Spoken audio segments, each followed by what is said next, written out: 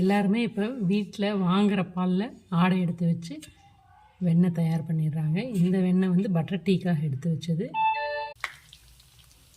மிச்ச வெண்ணெய் நெய் ஆகிட்டுருக்குது, பார்க்கலாம். நீங்கள் இந்த சவுண்டெல்லாம் குறைஞ்சி இந்த ஆடையெல்லாம் அடங்கிடுச்சுன்னா நெய் ரெடி ஆகிடும்.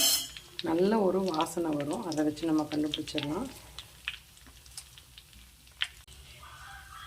சின்ன வயசில் எங்கள் அம்மா அவங்க கருவேப்பிலை முருங்கைக்கீரையெல்லாம் போட்டு கொடுப்பாங்க.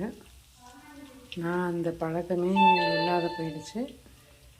இப்போல்லாம் ஹெச்பி ரொம்ப கம்மிங்கிறதுனால இதெல்லாம் சேர்த்துக்கலான்னு ஒரு ஐடியா இருக்குது. அப்புறம் சின்ன வயசில் இதில் நாட்டு சர்க்கரை போட்டு கலந்து கொடுப்பாங்க. இப்போ வந்து நம்ம அத்தனை சர்க்கரை எடுத்துக்க முடியாது இல்லையா, அதனால் இருக்கிற சத்து மாவு உளுந்து மாவு அரைச்சி வச்சுருக்கேன். அது மாதிரி பலதானிய மாவு இருக்குது, அதில் ஏதாவது ஒன்று போட்டு பிசைஞ்சு பிள்ளைங்களுக்கு கொடுத்தா சாப்பிட்டுக்கிறாங்க. இந்த நெய்யை வடிகட்டினதுக்கப்புறம் இந்த இதில் இருக்கக்கூடிய கசடில் அந்த மாதிரி செஞ்சு கொடுப்பாங்க.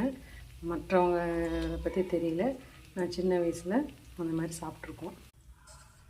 பல தானிய மாவு, முந்திரி, பாதாம், அப்புறம் நிலக்கடலை, ராகி, கம்பு, சோளம் அப்படின்னு கை கிடச்சது என்னென்ன இருக்கோ எல்லாம் போட்டாச்சு. அது இல்லாத கொஞ்சம் நாட்டு சர்க்கரை இதுலேயே இருக்கும். ஸோ அடிஷ்னலாக சர்க்கரை சேர்த்து தேவையில்லை. நல்லா நெய்யை வடித்ததுக்கப்புறம் இப்போ சுத்தமாக அடங்கிடுச்சு. இப்போ பார்த்திங்கன்னா இந்த சலசலன்னு இருந்தது அடங்கிடுச்சு, நுர மாத்திரம்தான் இருக்குது. இதுதான் வந்து ஸ்டேஜ். இந்த ஸ்டேஜில் நம்ம என்ன பண்ணிடலாம், நம்ம நெய்யை ரெடி ஆகிடுச்சின்னு ஆஃப் பண்ணிடலாம் அடுப்பை. நல்லா நம்ம நெய் கிடச்சதுக்கப்புறம் தண்ணியில் நல்லா அலசிட்டோம்னா அதிகமாக அடியில் அந்த கசடு படியாமல் இருக்கும்.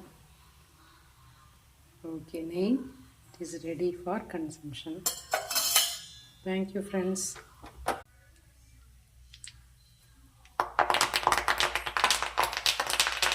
அடுப்பை ஆஃப் பண்ணதுக்கப்புறம் கருவேப்பிலை போட்டால் போதும்.